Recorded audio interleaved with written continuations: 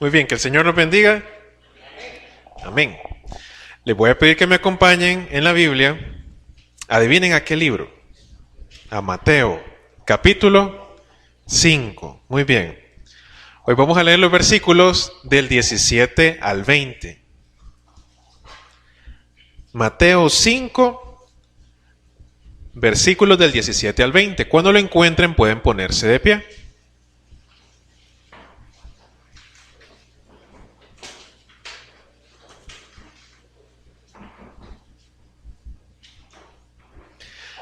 Leamos la palabra del Señor.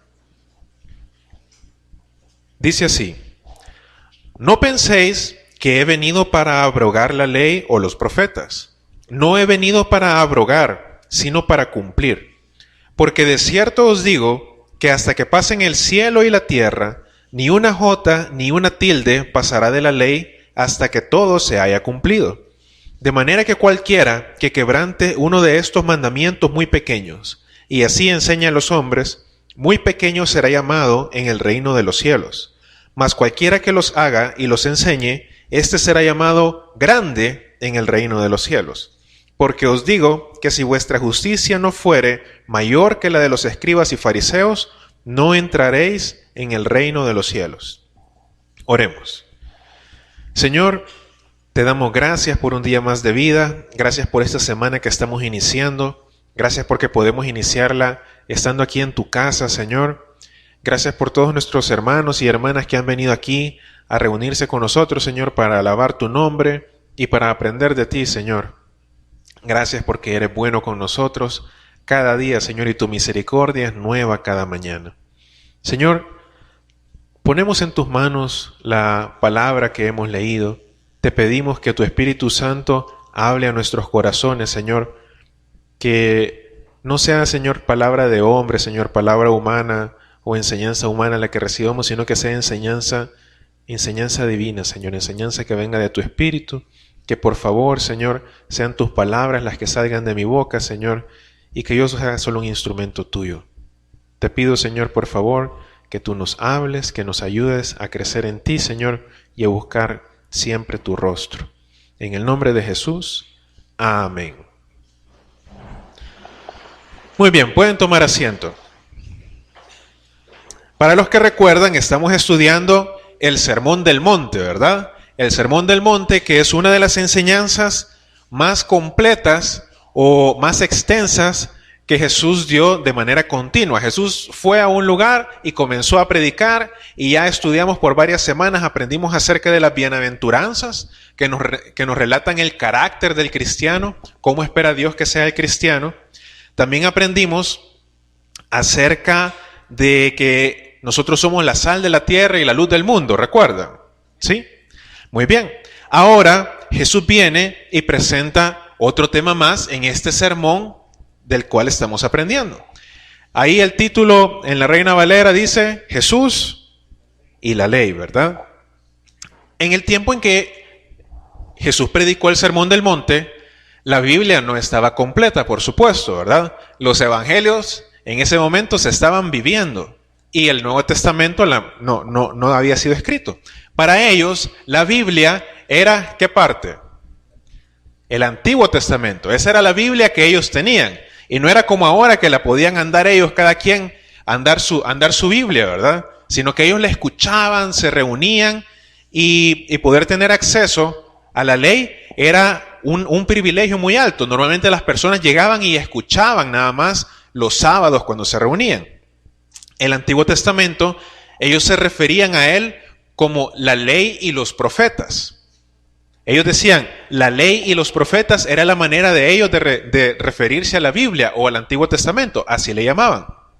Y es porque el Antiguo Testamento, la gran parte de eso está contenido o se puede agrupar en esas dos secciones, la ley y los profetas. Ahora, ¿qué dice Jesús acerca del Antiguo Testamento? Ahora nosotros le llamamos el Antiguo Testamento y tenemos el Nuevo Testamento. ¿Qué significa eso? ¿Por qué se llama así? ¿Qué es un testamento? Un testamento es lo que deja un padre para su hijo, ¿verdad? ¿Sí? es lo que dice, este es el regalo que yo dejo para mis hijos. Y ahora tenemos un nuevo testamento, un nuevo don, un nuevo regalo. ¿Será que el antiguo ya pasó de moda? ¿Será que el antiguo ya no vale? El antiguo quedó invalidado. ¿Qué es lo que dice Jesús de la ley y los profetas? Que quedó invalidado. Mire lo que dice ahí. No penséis que he venido para abrogar. ¿Qué significa abrogar? Invalidar, dejar sin vigor. Cuando una ley ya no va a tener valor en la República de El Salvador, vienen los diputados y votan para abrogar la ley. Ahora, ¿qué está diciendo Jesús acerca de la ley del Antiguo Testamento? No penséis que he venido para abrogar la ley o los profetas. No he venido para abrogar, sino para cumplir.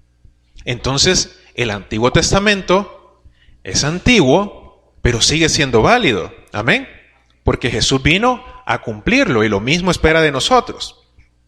Entonces, tenemos que aprender del Antiguo Testamento de la manera en que los judíos lo conocían, fíjese. ¿Y cuál es el propósito? ¿Por qué seguimos aprendiendo de esto? ¿Por qué es necesario el Antiguo Testamento en un nuevo pacto? Porque nosotros ya sabemos que ya no somos salvos por la ley o por las obras de la ley, sino que somos salvos por gracia. Ese sí fue un cambio que Jesús vino a implementar y Él dijo que ahora somos salvos por gracia. Pero mire por qué es importante. Romanos 3, versículos 19 y 20. Acompáñenme, por favor. Romanos está un poquito adelante. Después de Mateo, va Marcos, Lucas, Juan, Hechos y Romanos. Romanos capítulo 3, versículos 19 y 20. ¿Por qué debe ser importante para los cristianos conocer el Antiguo Testamento, conocer la ley? Dice, pero sabemos que todo lo que la ley dice, lo dice a los que están bajo la ley, para que toda boca se cierre y todo el mundo quede bajo el juicio de Dios. Ya que por las obras de la ley, ningún ser humano será justificado delante de él, porque por medio de la ley es el conocimiento del pecado.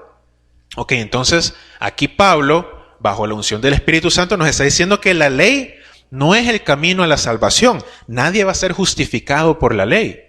No, nadie va a ser salvo por la ley. Pero por medio de la ley es el conocimiento del pecado. ¿Sabe para qué está la ley? Dice aquí, para que toda boca se cierre. O sea, para callarle la boca a los que piensan que por sus propias obras pueden ser salvos, así como pensamos nosotros en algún tiempo. A los que pensábamos que porque somos buenos o porque hemos hecho las cosas bien o porque tenemos más cosas buenas que malas, quizás nos vamos a salvar. Pues no, mire, la ley de Dios está escrita para abrir nuestros ojos, para que podamos tener algo contra lo cual compararnos y decir, bueno, de plano que quizá yo no alcanzo. Voy a buscar la gracia de Dios. Ese es el propósito. Fíjense que a nosotros nos pasó algo cuando nuestra hija Raquel tenía... No, la hermana que pasó no es mi hija, vaya, no, tengo otra hija Raquel que está chiquita. Cuando nuestra hija Raquel tenía 6 meses. Cuando nuestra hija tenía 6 meses, ella comenzó un día que tenía una calentura que no se la quitaba. Y la llevamos inmediatamente, la misma tarde la llevamos a la doctora. Y fuimos donde la doctora, mire que la niña tiene calentura, le tomó la temperatura, la pesó, todo lo que hacen los pediatras, ¿verdad? Y nos dijo, mire, le voy a dejar estas gotitas, que este es un antiviral natural, que no sé qué. Vaya, doctora, le dijimos. Y nosotros nos fuimos para la casa, le dimos las gotitas, y pasó la noche, llegó el siguiente día, y la niña seguía igual. Y la volvimos a llevar a la doctora. Mire, doctora, la niña sigue con fiebre y no se le quita. Ah, vaya, mire, le voy a dejar estas gotitas que no sé qué, pero esas son las que nos dejó ayer. Ah, pues sí, ya se las dejé, está bien, sígaselas dando, nos dijo la doctora. Nos fuimos para la casa, le seguimos dando las gotitas a la niña y no se le quitó la fiebre.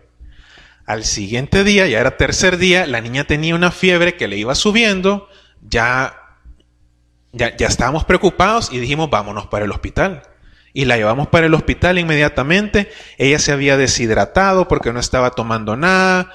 Me acuerdo que cuando llegamos, le quisieron buscar la venita para ponerle el suero porque estaba deshidratada. No le pudieron poner la venita en el brazo. Le tuvieron que buscar una vena de la pierna que son más gruesecitas para ponerle ahí el suero.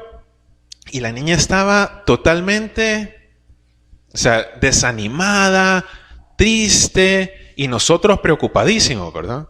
Llegó la doctora y no sé si consultaron con otros, pero ya le pusieron un antibiótico. Y la niña pasó en el hospital con antibiótico, si no me equivoco, 3 días, hasta que ya venció la fiebre, gracias a Dios, y se comenzó a recuperar. Al final de los 3 días de estar ahí en el hospital, llega la doctora bien achicada a sacarme del cuarto donde estaba la niña. Y me dice, mire, le tengo que dar el diagnóstico de la niña. Fíjese que a la niña lo que le dio fue una sepsis. Oye, eso fue lo que tuvo. Y eso fue todo lo que me dijo la doctora. Vaya, doctora, gracias, le dije. Ya después nos fuimos a averiguar qué era una sepsis. Y cambiamos de doctor con la niña. Y dijo, miren, nos dijo, una sepsis es una infección que dejó de estar en un solo lugar, que en el caso de la niña había comenzado en las vías urinarias y se riega por todo el cuerpo. Entonces la infección llena todo el cuerpo y esa, especialmente en un niño pequeño, los puede matar. Aún a un adulto, si llega a tener sepsis, es algo de vida o muerte.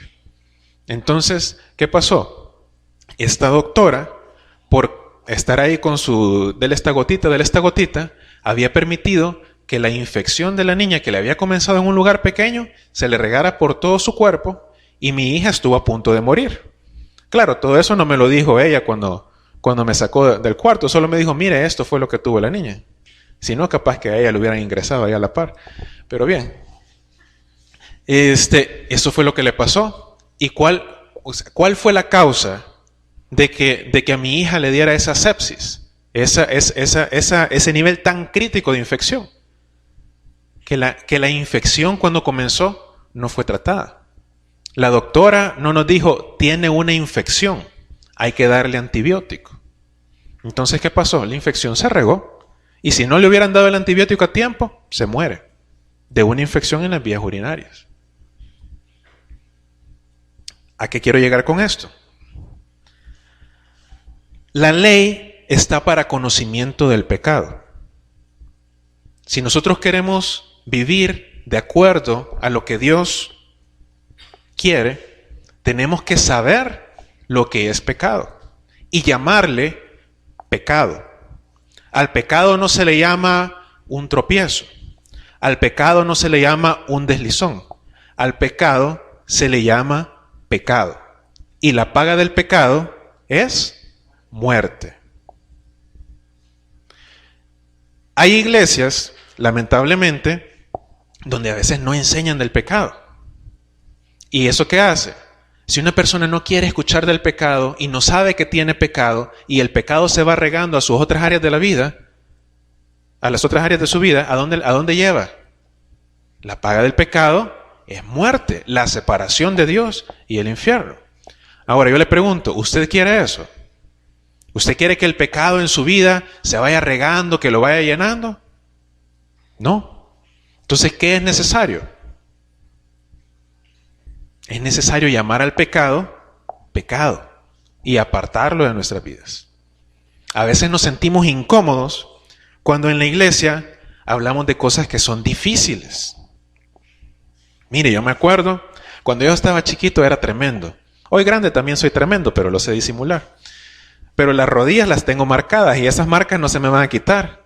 Tengo un montón de raspones. Yo creo que en las rodillas, ya las rodillas las tengo cubiertas completamente de puros raspones. Porque cuando yo era chiquito siempre andaba corriendo, encaramándome, bajándome, a cada rato me hacía raspones. En una de tantas veces, yo no le había dicho a mi mamá que me había raspado. Yo seguí jugando y todo, porque no quería que me lavaran, y que duele que uno lo laven. Yo seguí jugando y todo. Al llegar la noche ya se me había hecho costra. Y de esa costra que, aunque me vean así, de esa que ya se mira toda sucia, amarilla. Y llegué donde mi mamá y me vio mi mamá. ¿Y qué creen que me dijo? ¿Te tengo qué? limpiar. Y bien me acuerdo, yo creo que tenía tal vez unos 5 o 6 años, pero bien me acuerdo que me agarraron, me sentaron en la lavadora y sacó mi mamá el agua oxigenada. Y me comenzó a echar el agua oxigenada en los raspones. Y así me hacía... shhh, y yo gritaba y lloraba. Y mi mamá... hasta que lo quitó todo. Y cuando lo quitó todo me echó más todavía, fíjate, por cualquier cosa. Y ya después me puso pomadita y me tapó. Ese día sí lloré. Ese día lloré con ganas. Pero era necesario quitar lo sucio para que no se me hiciera una infección más grande. Ahora, como cristianos nosotros tenemos que saber eso. Miren, si usted quiere venir a la iglesia y suele escuchar cosas bonitas, pues, no sé, tal vez en otra iglesia. Porque aquí nosotros estamos aprendiendo de la Biblia. Vamos a escuchar cosas que nos gusten, ¿sí?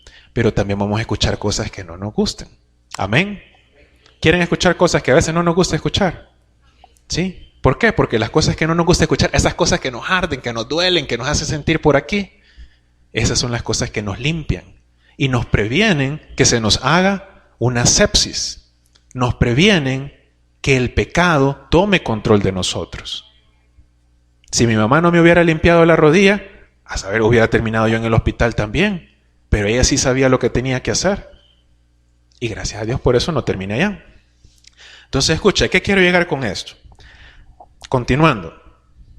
El propósito de la ley es poner de manifiesto el pecado. Y nosotros tenemos que saber identificar el pecado para apartarnos de él. No porque con eso vamos a ser salvos, no, la misma Biblia lo dice. Pero porque queremos como cristianos vivir una vida de acuerdo a lo que Dios le agrada. Queremos vivir una vida en la voluntad de Dios. Amén. Ahora, en el Antiguo Testamento encontramos, Jesús viene y dice, yo he venido para cumplir la ley y los profetas. Y es una de las cosas más sorprendentes para mí, es la manera en que Jesús cumplió los profetas aún antes de nacer. Desde antes de nacer, ¿cuántas profecías cumplió el Señor? Que tenía Jesús control de dónde iba a estar María cuando él iba a nacer. No, pero Dios estaba en control, ¿sí o no? ¿Sí? Y él nació en Belén, tal y como estaba escrito en Miqueas capítulo 5. Nació de una virgen. Y eso es algo que solo Dios podía hacer. Y eso estaba profetizado desde Isaías capítulo 7.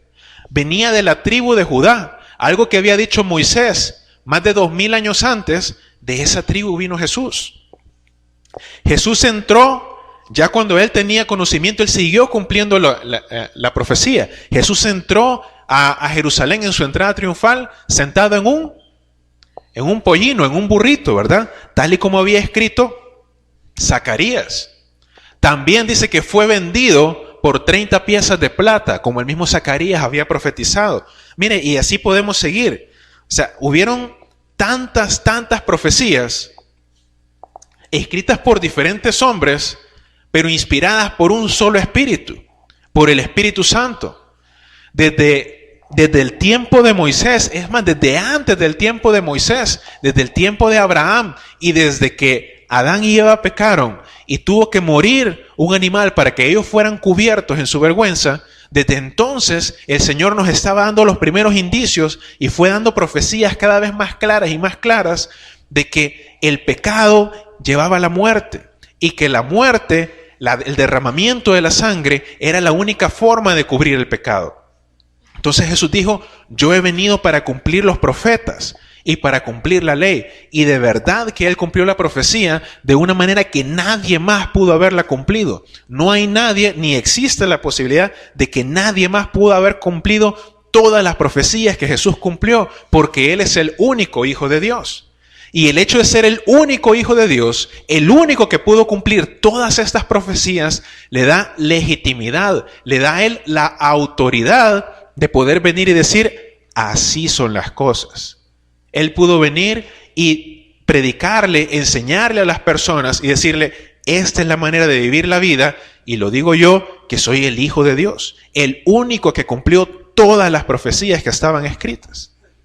Por eso es que escuchamos a la palabra del Señor Por eso es que la estudiamos y por eso es que queremos conocer. Ahora, ¿qué es lo que enseñó Jesús acerca de la ley? ¿Y qué es lo que enseña el Antiguo Testamento acerca de la ley? Hay una cosa que es importante conocer, y es que la ley del Antiguo Testamento está dividida o se puede clasificar en tres partes. Están las leyes civiles que tienen que ver con el gobierno del pueblo hebreo.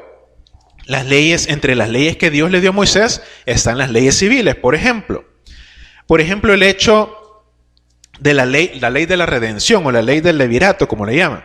Hay una ley en el Antiguo Testamento que dice que si un hombre muere y no ha tenido hijos, el hermano se tiene que casar con la esposa y levantarle hijos, y el que nazca, el primero que nazca, va a ser llamado hijo del hermano que murió. Y que si el hermano no se quiere casar con la excuñada, entonces tiene que venir y le tiene que dar la chancleta a la cuñada. Y la cuñada va a decir, aquí está la chancleta de este que no se quiso casar conmigo. Y de ese día en adelante, a ese fulano le iban a decir el deschancletado. Eso está en Levíticos capítulo 25. Ahora, esa ley aplica para nosotros. Si yo no cumplo con eso, estoy pecando. Esa es una ley civil. Esa es una ley que tiene que ver con el gobierno de Israel y con la manera en que se traspasaban las propiedades de generación a generación. ¿Qué otros ejemplos hay de leyes civiles? Por ejemplo, el hecho de que, el trato cuando alguien robaba algo, que si se robaba una oveja tenía que devolver 7 ovejas, o la cantidad de vino o de harina que tenía que pagar en el caso de que faltara en algo. El hecho también, por ejemplo, del año del jubileo, que cada tantos años se tenían que perdonar las deudas. Si yo llego ahorita al Fondo Social para la Vivienda, donde tengo una hipoteca, y les digo, mire, fíjese que ya pasaron 7 años y este era año de jubileo, me tiene que perdonar la deuda, ¿usted cree que me van a hacer caso? ¿Verdad que no? Estas son leyes civiles. Las leyes civiles que tienen que ver y tienen vigencia con el gobierno que Dios estableció en el pueblo de Israel. Hay otro grupo de leyes que son las leyes ceremoniales. Las leyes ceremoniales, ¿como cuáles son las leyes ceremoniales? Bueno, por ejemplo, todos los diferentes tipos de ofrendas que ellos tenían que llevar. Que, por ejemplo, si la familia tenía posibilidades, tenían que presentar una ternera, y que si no, tenían que presentar un cordero, y que si no, tenían que presentar por lo menos 2 palomitas, y que tenían que derramar la sangre de las palomitas, porque con esa sangre, con ese derramamiento de la sangre, ellos estaban reconociendo su pecado y pidiéndole perdón a Dios. Sí, hay muchas leyes al respecto. La ley, por ejemplo, de cómo se tenían que vestir los sacerdotes. Y en ese tiempo, los sacerdotes tenían una vestidura muy especial que Dios les había dado al detalle, pero usted ya no mira a nadie vistiendo así. La ley, por ejemplo, incluso los israelitas tenían una ley ceremonial de que ellos no podían usar ropa que tuviera dos tipos de hilo o 2 tipos de tela. Pero si usted revisa su camisa ahí, si no dice 100% algodón, dice 50% poliéster, entonces ya estoy faltando a la ley. No, estas eran leyes ceremoniales que les servían a ellos para cumplir con ciertos requisitos del trabajo de los sacerdotes y para distinguirse ellos, para crear su identidad como pueblo de Israel. Pero también hay otro grupo de leyes, las leyes morales. Y las leyes morales, el propósito es conocer el carácter de Dios, conocer los requisitos que Dios pone para las personas. ¿Y cómo podemos distinguir cuáles leyes son ceremoniales, cuáles leyes son morales, cuáles leyes son civiles? Hay un par de maneras de hacerlo. ¿Se acuerdan que en las parábolas, una de las cosas que yo siempre les mencionaba y traía su atención, es que las parábolas tenían diferentes audiencias? A veces Jesús les enseñaba una parábola a los discípulos. A veces Jesús predicaba una parábola que era para todos los que lo seguían. En el Antiguo Testamento también encontramos muchas de estas cosas. Encontramos muchas veces que Dios le dijo a Moisés, hablale a los israelitas y decirles, estas son las cosas que tienen que cumplir. Y esas eran leyes específicas para el pueblo de Israel. Pero también habían otras instancias donde Dios le decía a Moisés y a Aarón, hablen a los israelitas y a los extranjeros que vivan con ustedes y a los lugares donde ustedes viven, no se mezclen con las personas que están ahí, sino que los que van a estar apartados, los que se les unan, tienen que cumplir estas leyes, y son leyes más universales, que no eran solo para el pueblo de Israel, para su forma de gobierno, sino que eran para la manera de vivir de acuerdo a Dios. También hay otra forma de saberlo, que son las mismas leyes o principios que vemos aplicados tanto por Jesús como por los apóstoles en el Nuevo Testamento. Entonces, estas leyes, las leyes morales que están en el Antiguo Testamento, son válidas para nosotros ahora, tal y como se refleja en el Nuevo Testamento. Veámoslo a detalle. Acompáñenme, por favor, a 1 Corintios 6. Ya habíamos llegado a Romanos, ¿verdad? Después de Romanos, inmediatamente está Primera de Corintios, capítulo 6. Hay muchos ejemplos y muchos lugares donde podemos ver cómo las reglas o las leyes morales que Dios estableció en el Antiguo Testamento siguen siendo válidas en el Nuevo Testamento.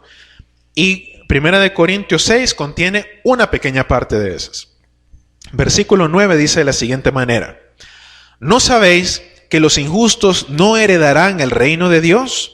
No erréis, ni los fornicarios, ni los idólatras, ni los adúlteros, ni los afeminados, ni los que se echan con varones, ni los ladrones, ni los avaros, ni los borrachos, ni los maldicientes, ni los estafadores heredarán el reino de Dios. Y esto erais algunos, mas ya habéis sido lavados, ya habéis sido santificados, ya habéis sido justificados en el nombre del Señor Jesús y por el Espíritu de nuestro Dios.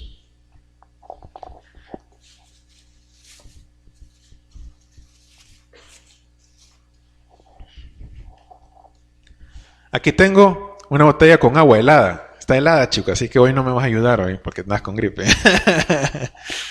Aquí tengo una botella con agua helada. ¿Quién quiere? Yo quiero.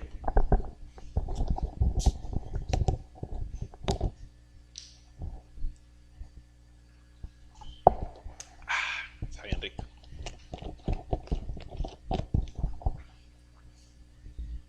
Aquí tengo otra botella. Ya estaba hablando aquí. Aquí tengo otra botella. Este es aceite.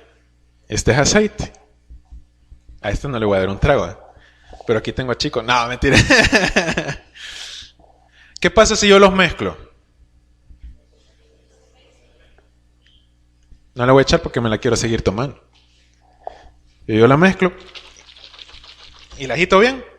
¿Qué pasa? ¿Ya han hecho la prueba? Se vuelve a separar, ¿verdad? Porque el agua y el aceite no se mezclan. Así es Dios y el pecado.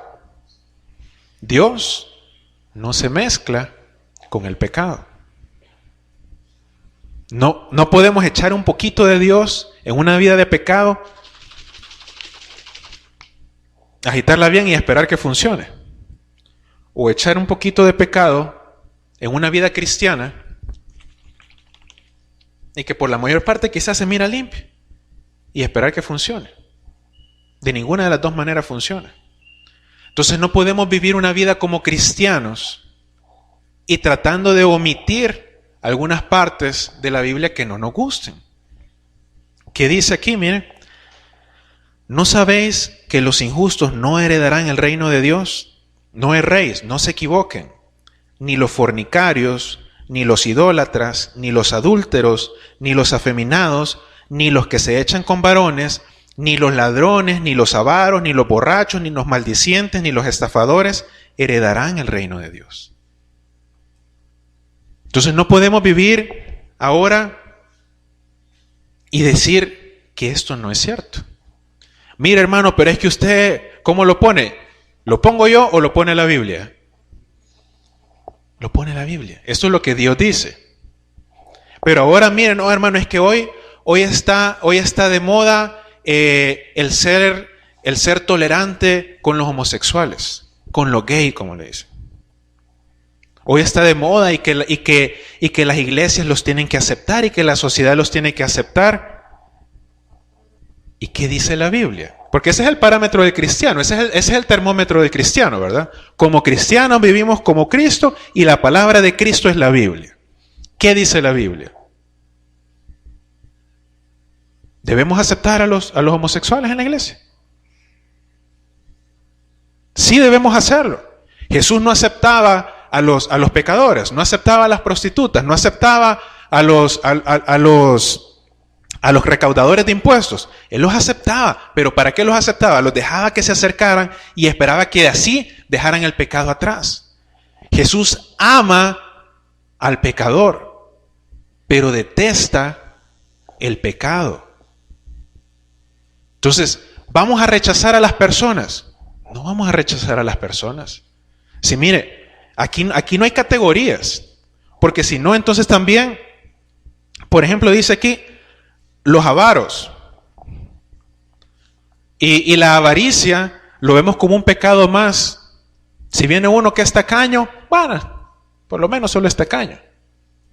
Pero si viene uno que es homosexual y se identifica como homosexual, entonces lo vemos, uy, qué feo, qué pecador. Yo solo soy tacaño.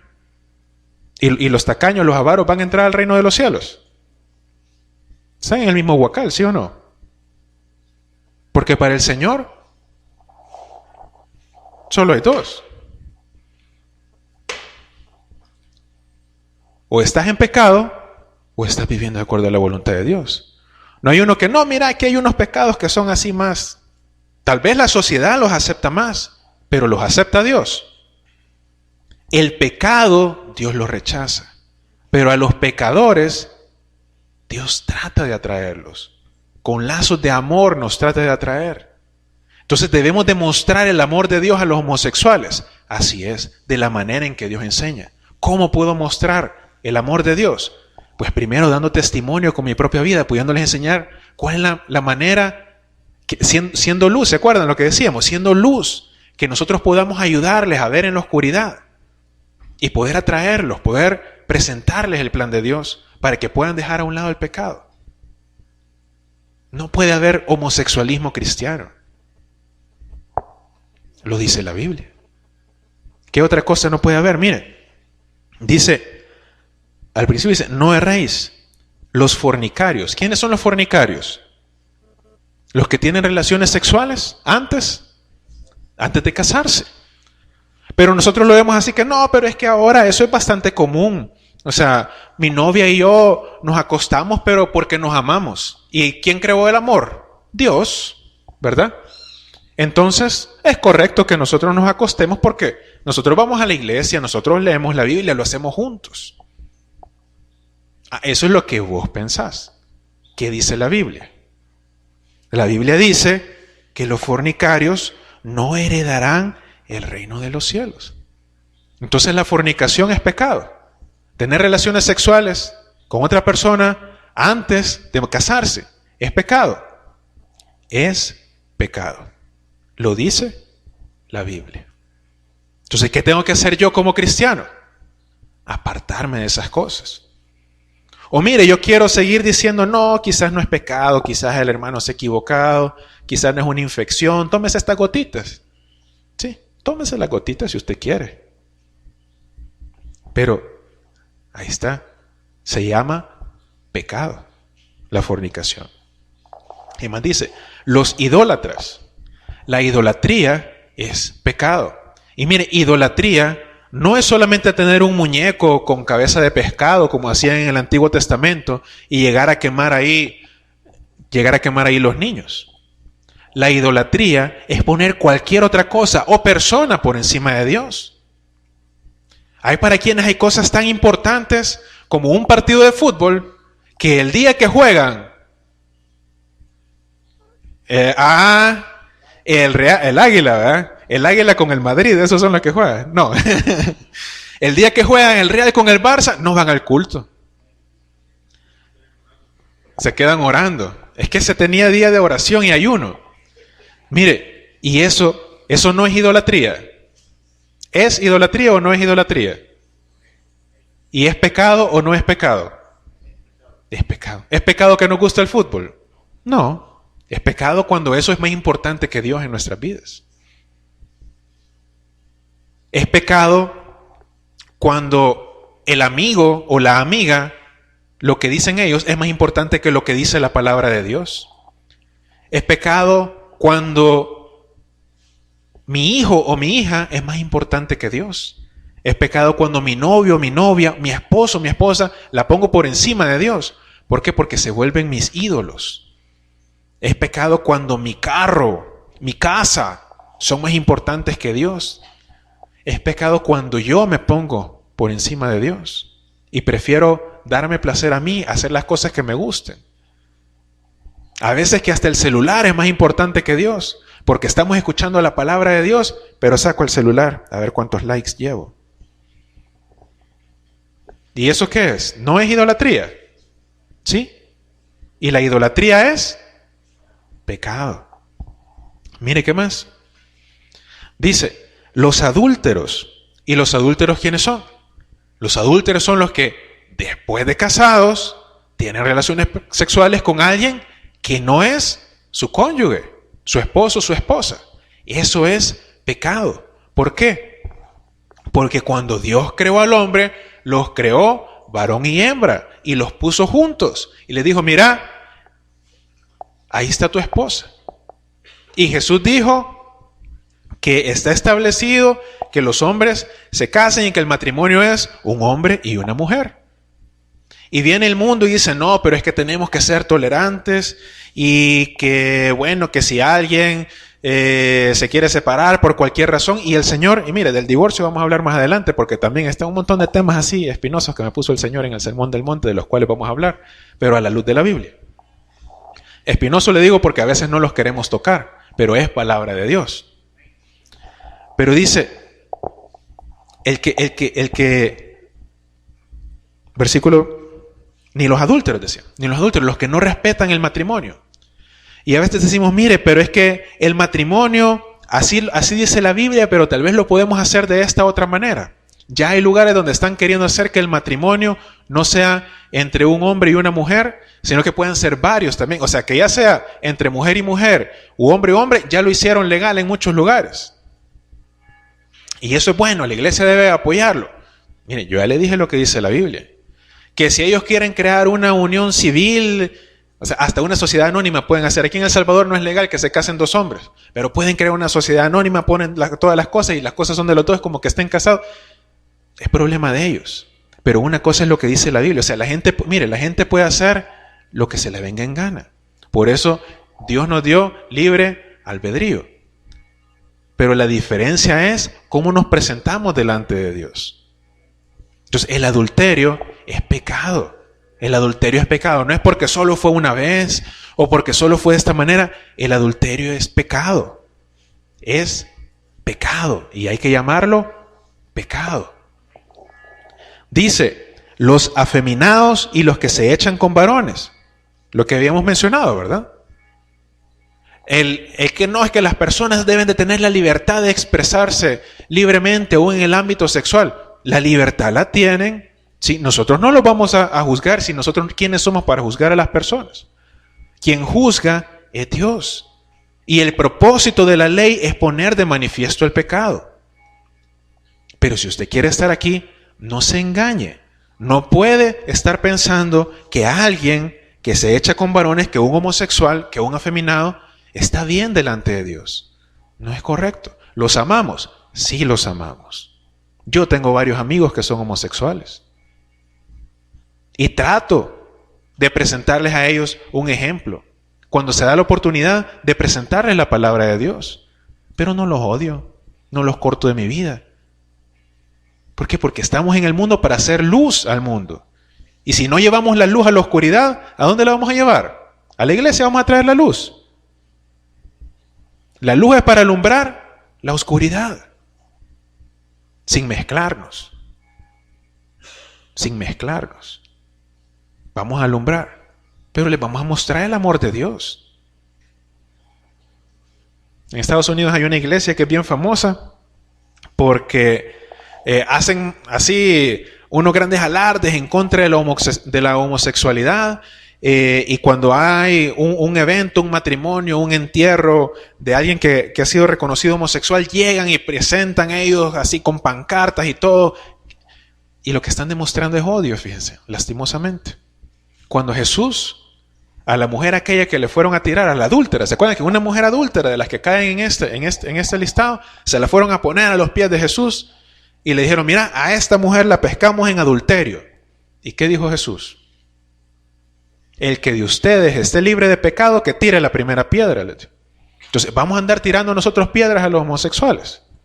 No es lo que Jesús enseñó. Y nosotros vamos a hacer lo que la Biblia dice, ¿verdad?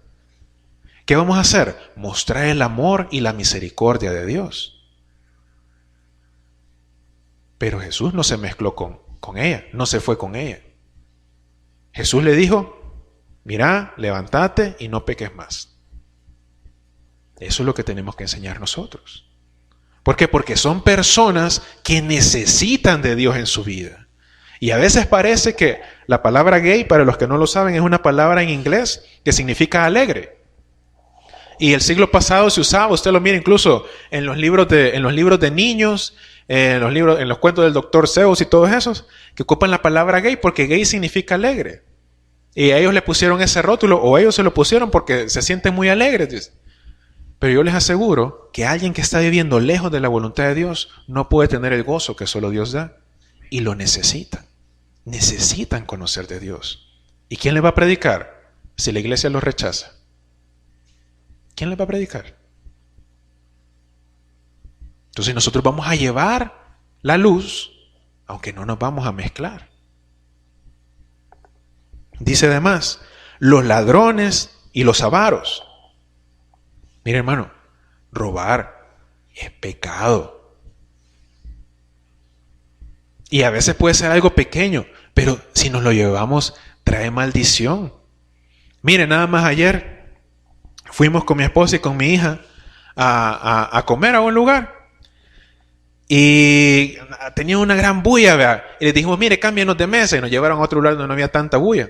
Pero en eso, la mitad de la orden la habían dejado con la otra mesa. Y solo cuando nos llegaron a cobrar, solo nos cobraron la mitad que nos trajeron cuando ya estábamos en la otra mesa. Y nos miramos con mi esposa, mira qué poquito nos salió. Sí, me dice, mira qué poquito nos salió. Espérame, ya le voy a decir.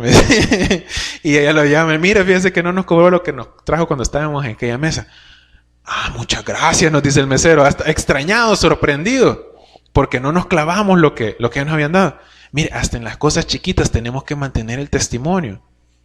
Imagínense, se dan cuenta y viene hoy el mesero aquí a la iglesia que alguien le invitó. Ve, ahí está el que a mí me tocó pagar. ¿Sí o no? Sí, a mí me hubiera pasado. Pero no, porque hasta en las cosas pequeñas tenemos que mantener. Robar es pecado. Abrirle la gaveta, abrirle la billetera al papá, sacarle un dinero de ahí sin avisarle. Eso es robar y eso es pecado. Traernos cosas del trabajo. Hay cosas que están para que se la lleve. Sí, mire que aquí está el café, que no sé qué. Tómeselo, agárrelo, se lo puede ir tomando en el camino. Pero todo el fardo de libretas que tienen ahí, que por alguna razón en todos los trabajos, en enero esos fardos desaparecen, ¿verdad?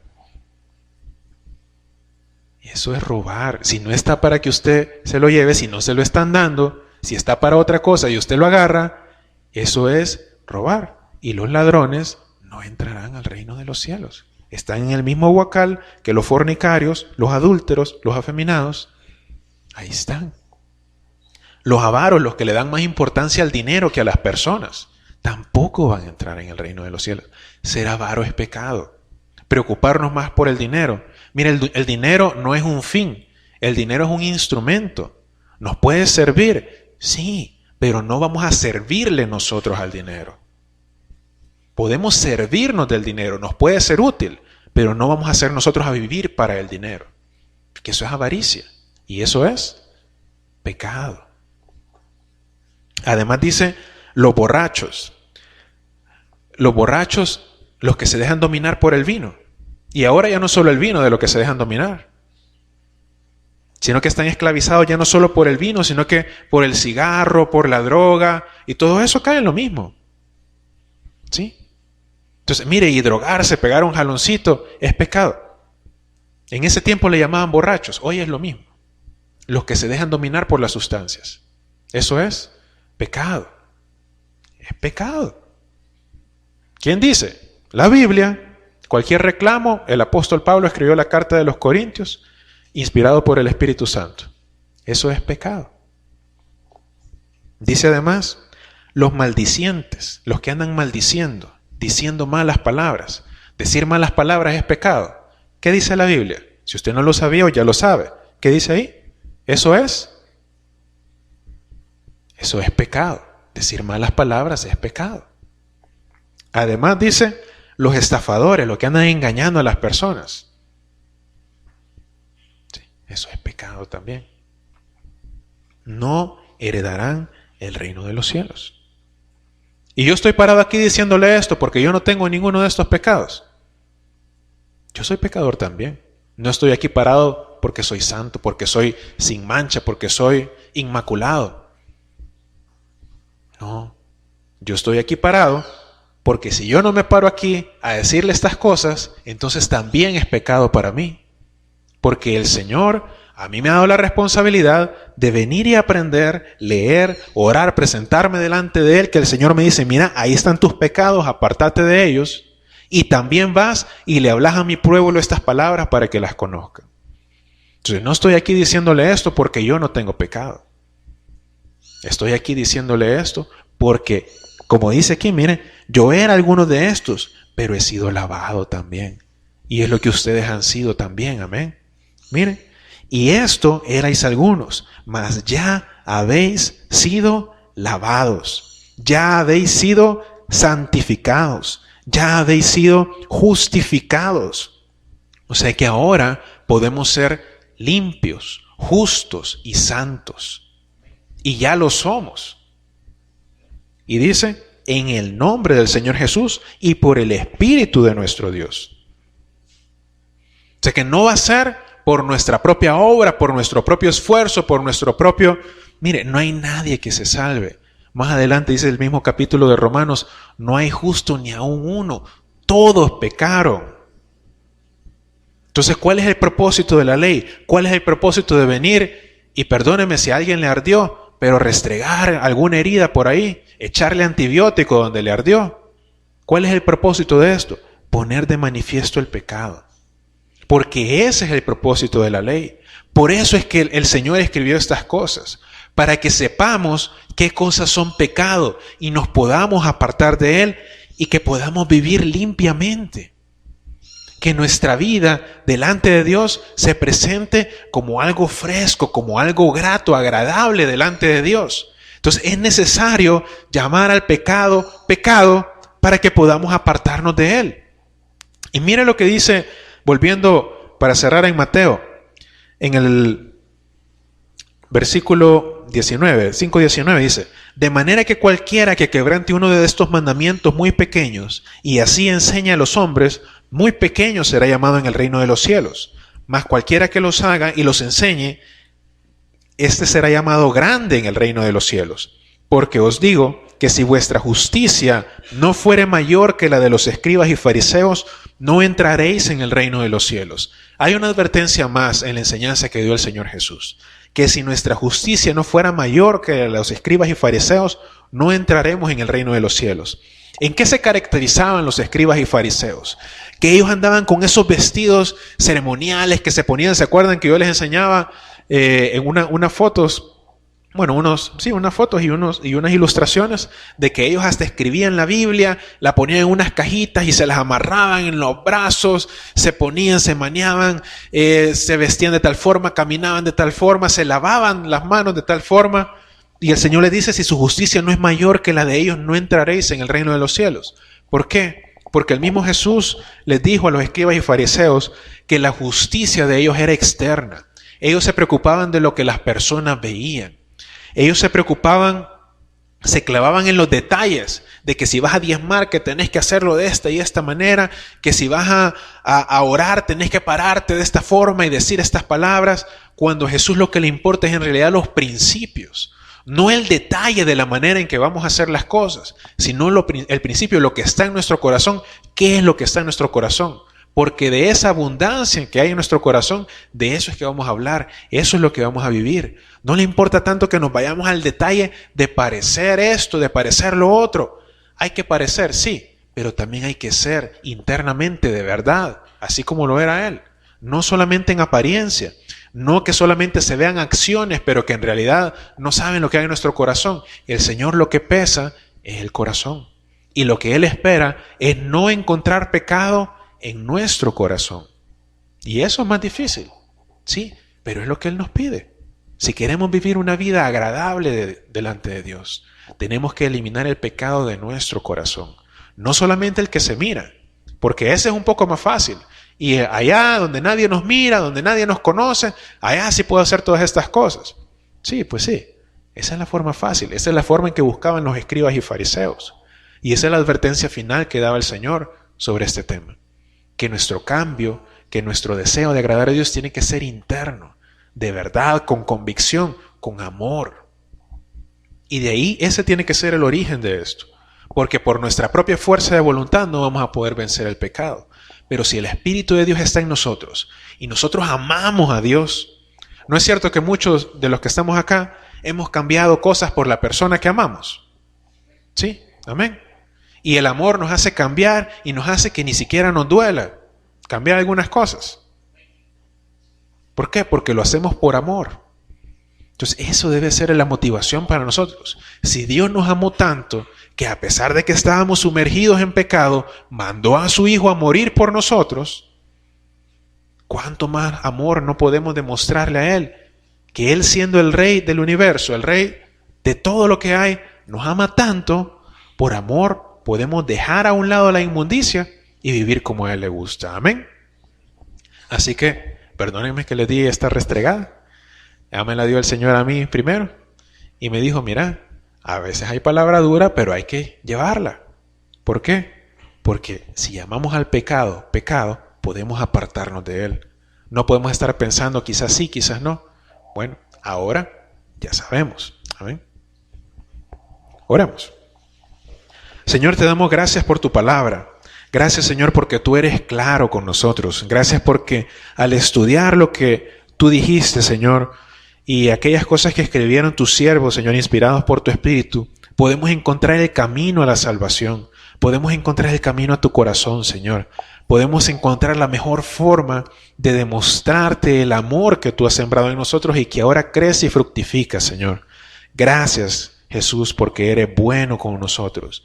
Y a pesar del pecado que abundaba en nuestro corazón, tú nos has lavado, santificado y justificado. Y ahora podemos presentarnos delante de ti.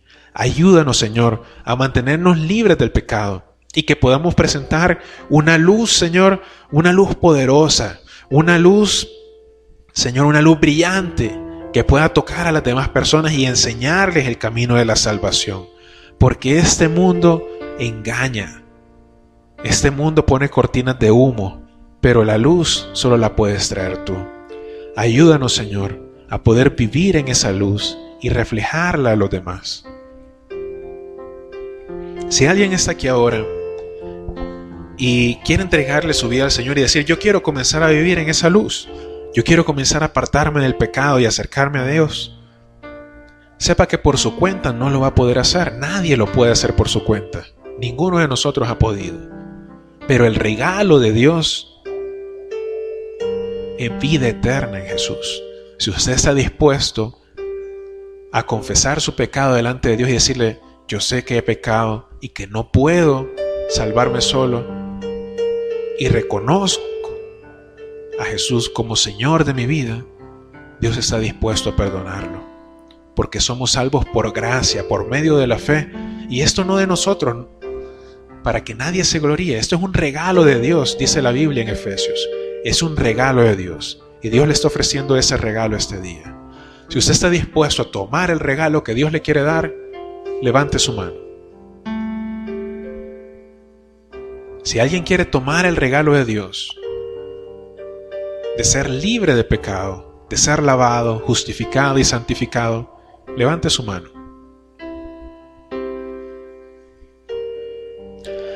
Padre, te damos gracias por los que estamos acá, por aquellos que ya te han aceptado. por aquellos que ya hemos sido lavados por tu sangre.